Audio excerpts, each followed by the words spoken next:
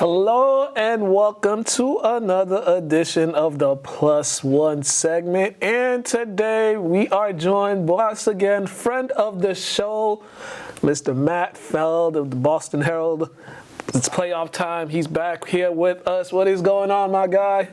What's up, man? Good time of year. Yeah, man. It's every time this time of the year comes around, I'm like, geez, the season just flew by so fast. It seemed like just yesterday we're getting ready for like the start of the season. Now we're a couple weeks away from the state championships. Yeah, no question about it. The winter flies by once it gets going. All of a sudden, you look up and it's February, and now the state tournament's here. This is some of these divisions and these brackets. There's so much to unfold here, so much to talk about. But first, we're gonna start off with Division One, which I feel this is the first year Division One has been wide open. It's anybody's game right now. I don't think there's a clear-cut favorite.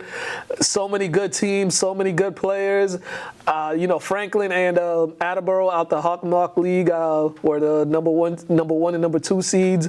But there's so many great teams, and there's going to be some good matchups right now. First, what were your thoughts when you saw that Franklin and Attleboro were the number one and number two seeds?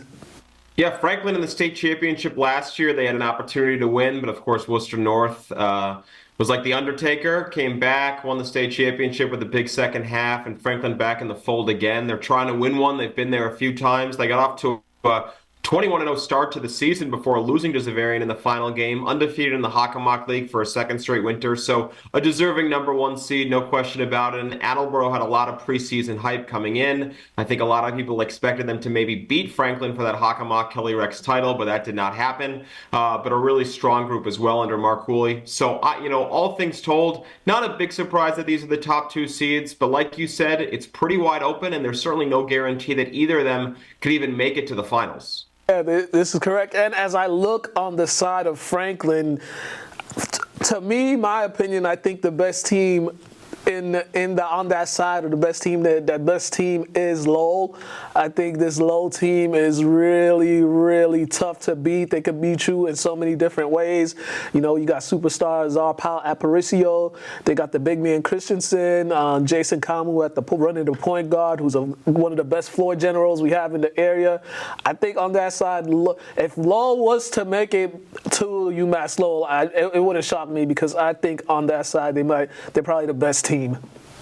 I think Lowell's really good. Like you said, a terrific backcourt, potentially the best backcourt in the state across any division. You were at that first matchup they had with Central Catholic, which was a really good game that could have gone either way. Lowell controlled that game for the most part until late into the third quarter, and then Central Catholic took control down the stretch. Would be really interesting if those two matched up again in the quarterfinals. Central Catholic's got Javi Lopez, who's potentially the best scorer in Eastern Massachusetts. So all told, I agree with you. I picked Lowell to win the state championship in the Boston Herald. Certainly not something I'm overly confident about, because I think there's 4 or 5, maybe even 6 teams that could win the whole thing.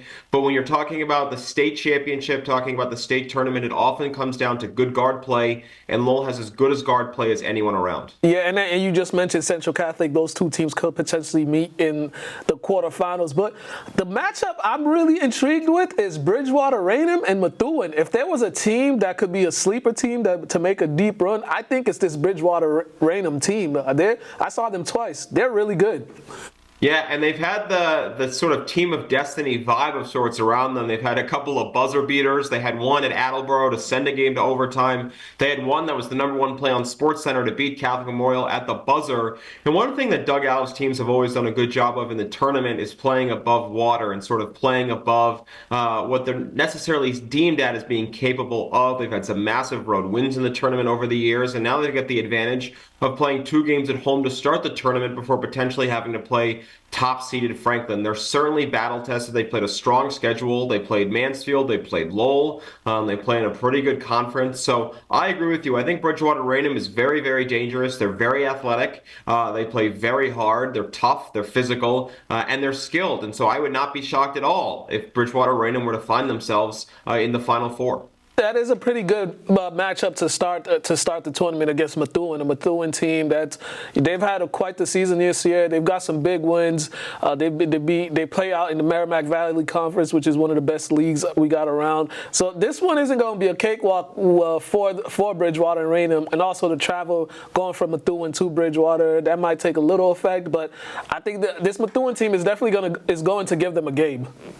I agree with you completely. And like you said, it's not a bad matchup for Methuen because Methuen, like Bridgewater Raynham, has three good ball handlers that they can rely on. And Methuen has an explosive offense. They've been inconsistent at times this year. I think a lot of people coming into the season thought Methuen had the chance to be a top 15, top 18 team in the state. It just never materialized, but still a team that has the weapons to go down there. I will say, if you're looking at Division I matchups and you're talking about the highest scoring game, that might be the one. You could be looking at a first one to 75 type of matchup. Right. Other matchups on that side, and other teams, I should say, Arlington. I got a chance to see them play. This is a team that's had a hard start to the season. Fundamentally sound. They run their stuff very well. They execute in the late game very well. This is a matchup with Lincoln Sudbury, who, and the last time I saw them, they won on a buzzer beater over Linfield at the Spartan Classic. That's another very intriguing first round matchup. And then Brookline and St. John's as well too. Those are some good matchups that we got for our fans. Yeah, Arlington, James Digman, two-time Middlesex League MVP, a super scorer in every respect. He can go for 25 to 30 a night. Arlington got off to a terrific start to the season, winning 12 of their first 13 games, and their only loss was by 1 to Catholic Memorial. Then they hit some skids in the middle of the season, lost a tough game to Lexington, lost a tough game to Winchester. But since that point has responded pretty well down the stretch, and they're certainly a sleeper team in that 12 seed spot. I think Braintree's a sleeper in the 11 spot. You've got some double-digit seeds in Division I this year that are not too far off from contending or competing, and I expect Arlington to be one of those as well. And Braintree has had, right, the boys and the girls this year. They both have really had quite the season.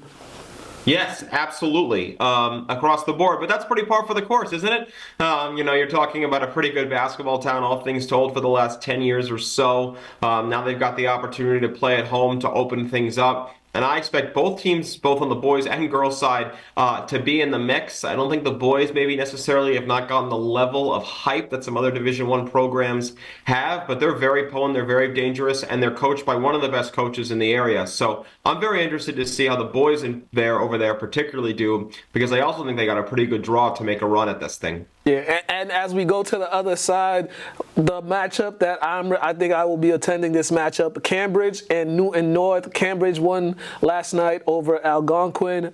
Paris Moses, double-double, 21-10 rebounds, 3 assists, 1 block, just did everything. And they are going into a place where it's not the easiest place to play if you're a road team, and they have another MVP over there in Tegan Swint, who could really put the ball in the basket. Coach Connolly's team during the playoffs, they're known to always show up during the playoffs. We saw them a couple years ago when they knocked off Lynn English. They knocked off Lawrence before eventually losing to eventual champ Worcester North. But this Coach Connolly's team, they're always playoff ready. Yeah, and I will say, if you're a top 4 seed, this is probably the toughest draw of anyone. I mean, Cambridge had a very good season. They weren't rated overly high because their league just was not as strong as anyone else's, but they're very capable. They've got 2 guys that can shoot the ball from the 3. They've got some size in the paint. Gio Rodriguez does a good job over there. I think that this has the makings of being a pretty solid game. Now, I have Newton North going to the state championship game. Like you mentioned, they've got Tegan Swin, who might be the best overall player in Massachusetts this year. They've got Nikki Spinelli with him in the backcourt, 2 seasoned players who have seen it all for Paul Connolly's Newton North team, who, as you mentioned, are always prepared in the tournament. They always play top defense, as good as defense as anyone in Eastern Massachusetts. But I will say that for a first-round game, this is not your typical 30 seed. This has got the makings of being a pretty good basketball game. Yeah, definitely. And I think both have kind of similar styles in play as well. And also Cambridge, if you look at their season, during the season, they did have a really good schedule, non-conference schedule with some opponents that they were able to get into non-conference, and they played most of them pretty well. Won some, lost some, but they're a battle-tested team, and they're going to go as Paris Moses goes. Paris Moses is the head of the snake on that team, and I think those guys are going to follow suit. He does a good job of when he's not scoring, he does a good job of getting his teammates involved. And it's going to come down to those guys making open shots. Yeah, and Cambridge at the end of the season went up to Andover, played in Dave Fazio's tournament as they always do. As you mentioned, they played a tough non-league schedule. They beat BC High at home to open the season in their league. Newton South had a very strong year, and they're certainly in that middle of the pack in Division I as the 10 seed. So they've played, and certainly a program that has plenty of tradition playing some top competition. Who's the player in this Division I that people are really going to get to know and see how good this player is? Because there's a few. I think Jacob Class is one of those. Jacob Class out of Beverly. I think he's probably going to be a player that people who haven't been paying attention to Beverly are going to really notice how good of a scorer he is. It's a great question because, again, when you're talking about having a wide open field, it usually presents the opportunity for players to make names for themselves because one or two kids can sort of can change the game, can turn the brackets on its head. But I think it's going to be James Digman at Arlington. You're talking about a two-time league MVP that maybe statewide for one reason or another due to tournament success maybe is not as well known, but this is a kid that can take over a game at any moment. This is a kid that can single-handedly potentially win you 2 games in this tournament, and I think Arlington's draw is pretty beneficial for them. They've got Lincoln Sudbury at home, as you mentioned. Then they go off to play the winner of Taunton and Lowell. I think Lowell is certainly the better team, but Arlington's got a player in Digman who, if you're up there and it's close and it's late, with less than 6 minutes to go, he can win you the game. He's someone who I'm looking for to have a big tournament. All right, let's move on to Division number 2. And I think throughout the state, everyone kind of has it in store that Malden Catholic is going to be back in Lowell to try to get a 4th straight state championship game. But there are going to be some teams in there that, if they do see them, that'll probably give them a game. I'm looking at Oliver Ames that might be able to, give them something. I'm also looking maybe Tewksbury could give them something. But at the end, I just think Malden Catholic is just poised for that 4-peat because the way they've played this season, it looks like this is going to be a 4-peat. Yeah, John Walsh going for the 7th states championship overall, 3 at Danvers. This would be his 4th at Malden Catholic. They're trying to become the first boys program since Charlestown under Jack O'Brien in the early 2000s to win 4 straight state championships. They are clearly the heavy favorite. I think the team poised to give them the toughest bid would be Somerset Berkeley. If they were to reach the state championship, Somerset Berkeley lost to Malden Catholic just by 2 points last year, and now this year 5 guys averaging over 11.5 points per game, 19-1 on the season. Snake bitten a little bit in terms of seeding due to their strength of schedule in their league. But you're talking about a very, very good basketball team that certainly would not be intimidated by the Lancers. Mansfield, as you mentioned, one of the better programs around year in and year out. Tewksbury's had a very, very good year under Steve Boudreau, going 17-3 with a win over Andover. But this is clearly Malden Catholic's division to lose, and I would be stunned, and I think everyone would be stunned if they did not take home their 4th straight championship. And they have in this bracket, they have the best player in Matt Gaffney. Out of all the teams, he's probably the best player in this bracket. So you got the best player, you got the best coach. It's just a recipe for another trip to Lowell. No question about it. I mean, Walsh, I've said this to other people. Malden Catholic is incredibly talented. Once again, they've had great guards over the years, whether it's Tony Felder, Nick Martinez, and now, of course, Matt Gaffney. Gaffney going for his own 4th consecutive state championship. But John Walsh is a tremendous coach. He gets those kids who are all very skilled to play incredibly unselfish. They play as hard as anyone that you're going to see. They get on the boards at both ends. They get on the floor consistently. And they maintain that same level of intensity, that same level of toughness, regardless of who the opponent is. They take no nights off, and that's a credit to Walsh. And as you mentioned, they don't just have the best player, they don't just have the best team talent-wise, they also have got one of the best coaches around. And they are so deep, too. They are so deep when they go in their bench. There's no drop-off when they go to their bench. But which matchups in this Division 2 are you looking forward to seeing what happens? It would be great to think if Plymouth South and Whitman Hanson got the chance to play each other in the round of 16. Those two met in the regular season with Whitman Hanson winning by double figures at Plymouth South. But Plymouth South is very, very talented. Whitman Hanson 18-3 this year. Plymouth South 16-4. You're talking about two very, very quality teams that are deep in every respect. You're talking about league rivals, so certainly the crowd would be out in full force. I think Masconomet and Mansfield would be a very good game. Jimmy Farrell, the point guard at Masconomet, averaging 20 points and 6 assists a game. He's very explosive. It would be very interesting to see him go up against Mansfield's defense, which is always a strong calling card of theirs. And then Somerset Berkeley at Pope Francis. If those two were to meet up in the Elite Eight, you're talking about two teams that are traveling a heck of a long distance to play one another. But you've got a very deep Somerset Berkeley team that is explosive, particularly from three-point range, versus a very athletic Pope Francis team. No, I know Masco. What a season they've had, right? That team, woo, they definitely made some noise this year. Yeah, 20-1. You're not 20-1 for no reason. They certainly have no easy draw. They potentially would have to play North Quincy with two stud freshmen in Lucas Short and Aiden McGrath in the round of 16. But Masconomet's 20-1 for a reason, and I think we're going to see it early in this tournament. We're gonna move on to division number 3. The number 1 and 2 seeds is St. Mary's and Norwell.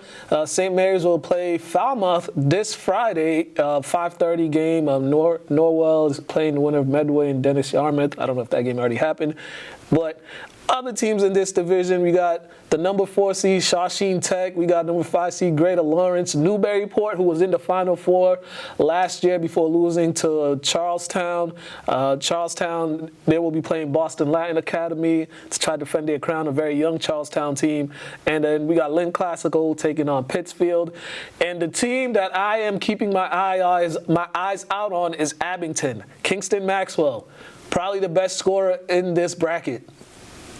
Maxwell is the best scorer in this bracket. I completely agree with you. He became the second junior at Abington to reach the 1,000-point scoring plateau this winter. They've got two guys that can score at any moment. I think a round of 16 matchup between them and Watertown would be really intriguing. Watertown's got 6'10 center Will Carty, who's averaging almost 25 points per game and is a beast on both sides of the floor in terms of on the glass. And the winner of that game, in all likelihood, is going to play St. Mary's, although, of course, St. Mary's probably not looking forward to the potential matchup of playing Lynn Classical in the round of 16 in a game that would probably be packed to the brim. They could probably maybe play that game at the TD Garden.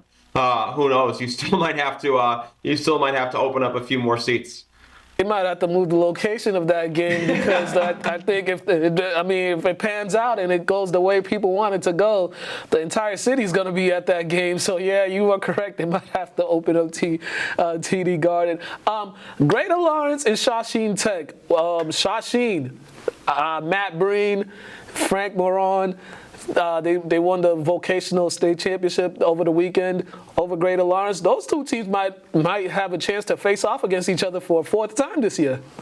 Which is unbelievable. That happens a little bit sometimes in the Merrimack Valley because they play in the Commonwealth Motors Classic, which potentially poses another meeting between the Merrimack Valley teams outside of their league play. But like you said, they could potentially play for a fourth time this year, with Shawsheen taking 2 of the 3 matchups already so far. I will say Foxborough in the 12 seed is dangerous. They did not have a great record, but they play in a very good league. In the Hockomock, they're very good defensively, consistently holding teams to below 52 points. That's a bit of a danger game for Greater Lawrence, but I expect these two teams at the end of the day, Shawsheen Tech and Greater Lawrence, to reach the round of 8 and meet for a fourth time. And I do have Shawsheen going to the Final Four to play St. Mary's.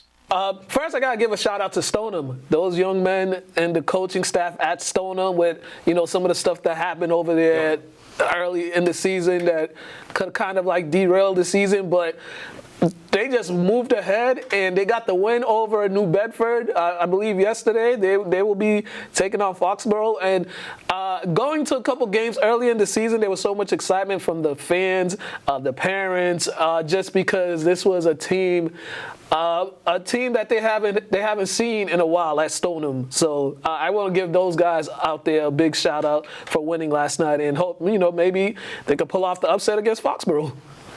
Yeah, absolutely. They had to get into the tournament via appeal to the MI board of directors because of everything that happened, as you said. They still went 8-2 in their last 10 games, placed in the tournament as the last seed. And as you said, credit to them for overcoming that adversity as a coaching staff, as a program. And now they find themselves one win away from the round of 16.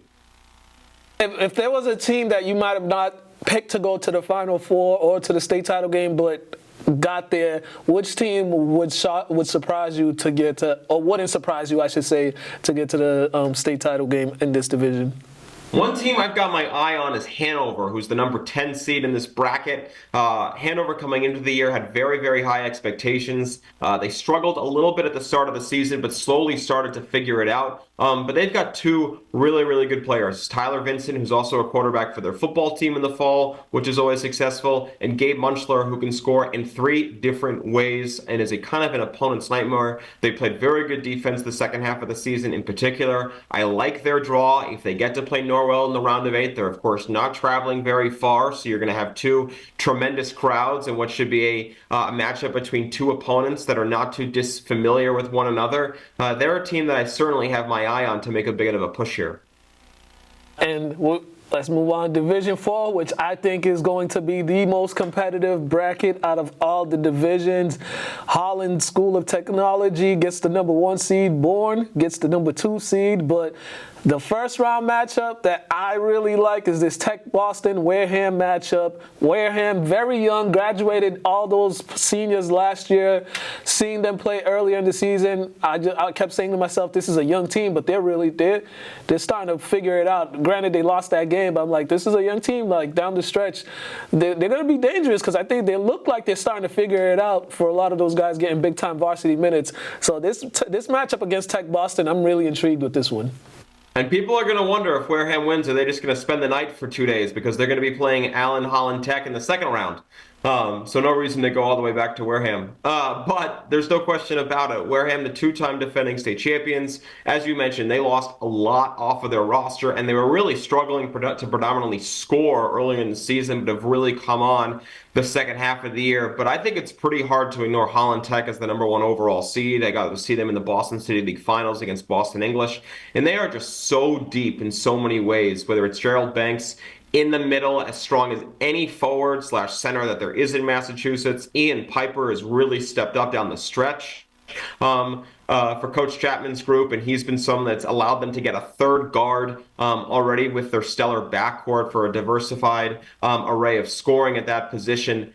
I have a hard time believing that Holland Tech is not going to end up in the Final Four. I think Wareham is dangerous, but I think Holland Tech is too quick, they're too explosive, and quite frankly, they're too big for Wareham if Wareham's able to win their first round game. And the thing with Holland Tech, too, is their pace.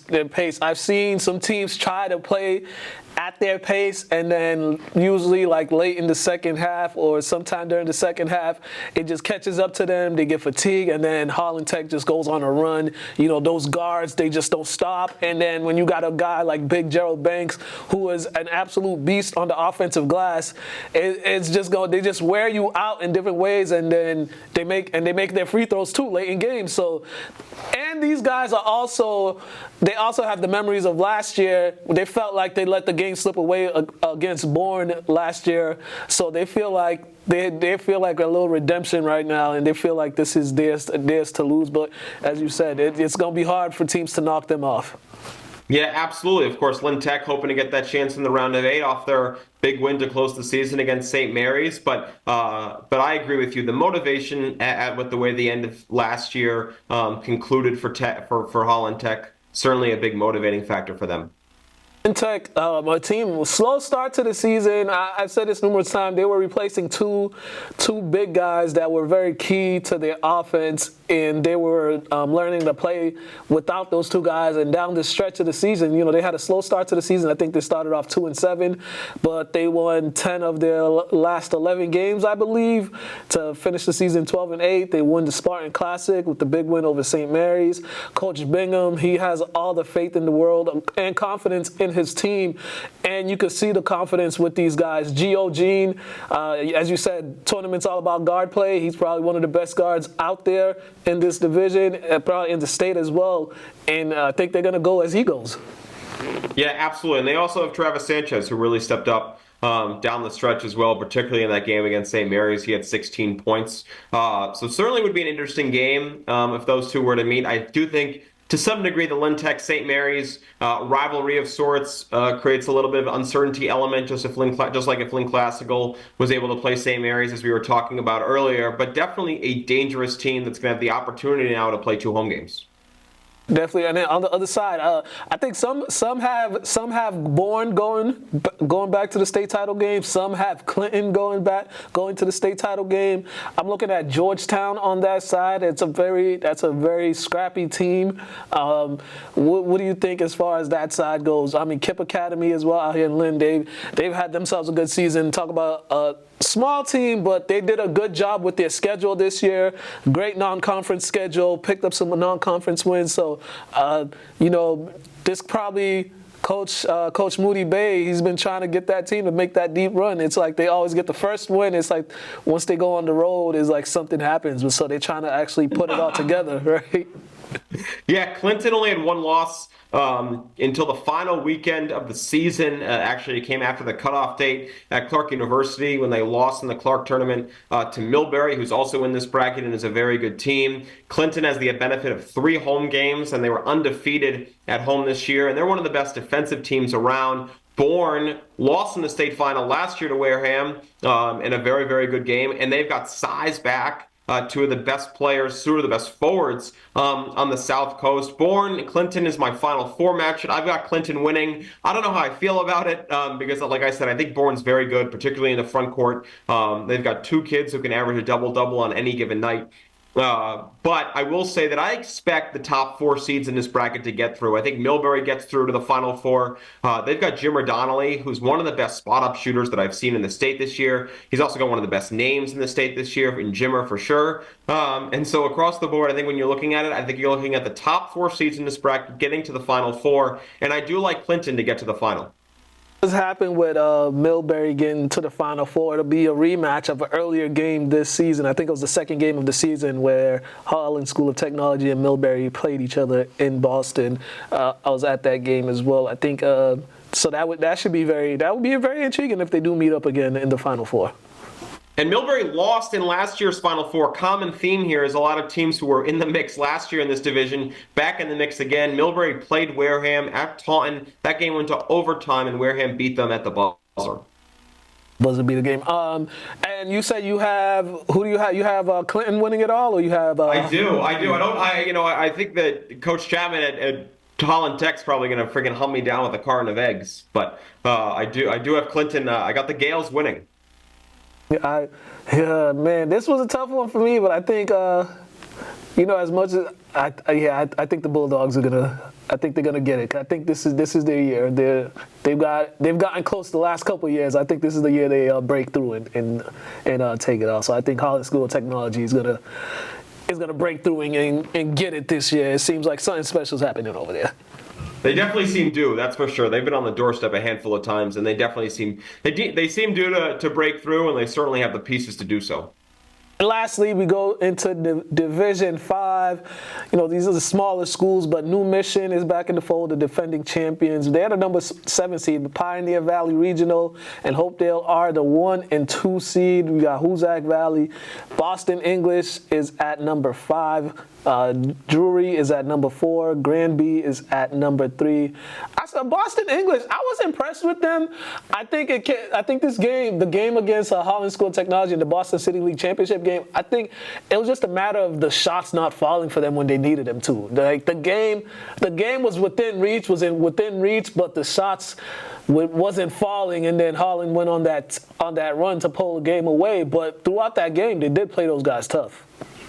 Absolutely, and English is going to be very well prepared for this tournament. There's no question about it. They play that 2-3 zone on top of their pressure. One thing that also impacts playing Holland Tech, as you mentioned earlier, is the pace that Holland Tech plays at. English is going to be able to dictate the pace of the game much more in this tournament, and they get the advantage now of getting the chance to play 2 home games. I mean, one thing that I kind of joke about but is the case that when you look at the Division 5 bracket, some of the travel is just ridiculous that some of these teams have to make. And English is probably going to have the opportunity of welcoming a team if they're able to win 2 games from Western Mass and Palmer. That's going to have to make a very long drive out there before they get the opportunity to play them. English High, to me, is a team that is certainly poised to make a run in this thing. Their strength of schedule is better than anyone else's in this division. And I would not be surprised at all if English High made a run to at least the Elite Eight, if not the Final Four. And who do you have in this division? Who you think is going to take it all in this one?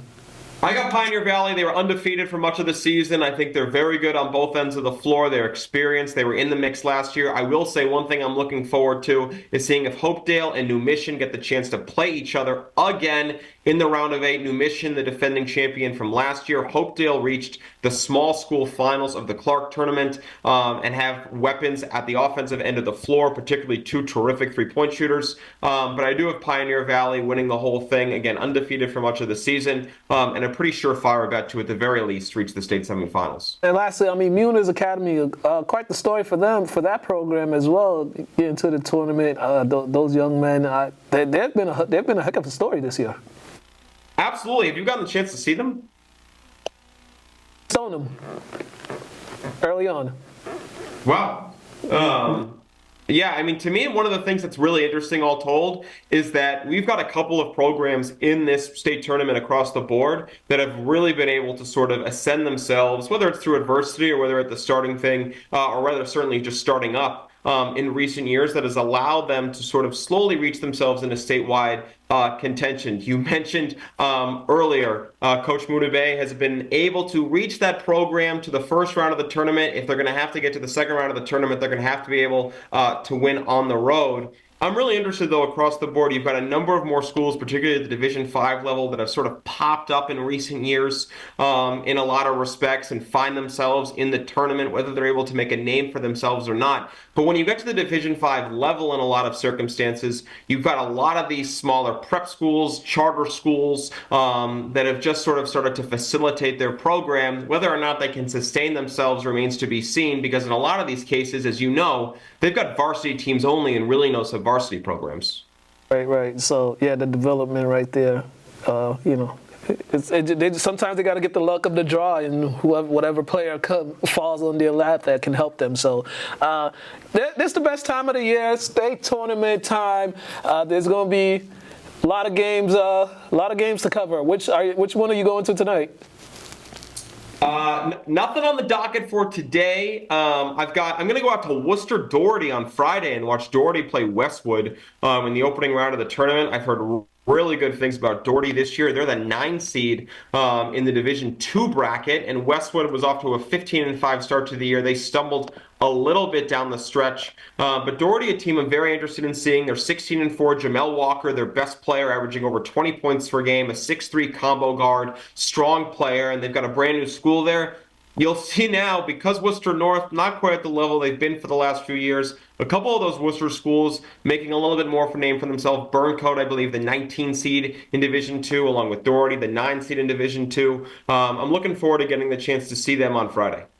I saw Burncoat earlier this season. They didn't win the game, but yeah, I saw some players. I was like, I should check them out again. All right, ladies and gentlemen, that's Matty Feld. Let them know where they can read your stuff. If they want to follow you on social media, all that good stuff. You can see all of my stuff in the Boston Herald throughout. We will be covering all sides of the tournament, all 5 divisions, boys and girls, and then, of course, follow with all of our postseason wrap-up, all scholastics, and season in review. And you can follow me on Twitter on Matty Feld, MattyFeld612. Yeah, there you go, ladies and gentlemen. That is Matty Feld. I'll see you around in some of these games. Tonight I'm going to Gloucester to check them out against Weston. Tomorrow I'll be in Newton. I think the Newton North Cambridge game is tomorrow, so I'll be out there tomorrow. So, yeah, we're everywhere. You're all over the place. You get to see more games than I do. I'm kind of jealous. I tell people I don't got a wife and kids, so I got all the free time in the world. All right. Man, appreciate you as always, man. Thank you for coming on. Thanks a lot. We'll see you soon. Have a good one. Ladies and gentlemen, you've been watching the Plus One interview. Have a great day.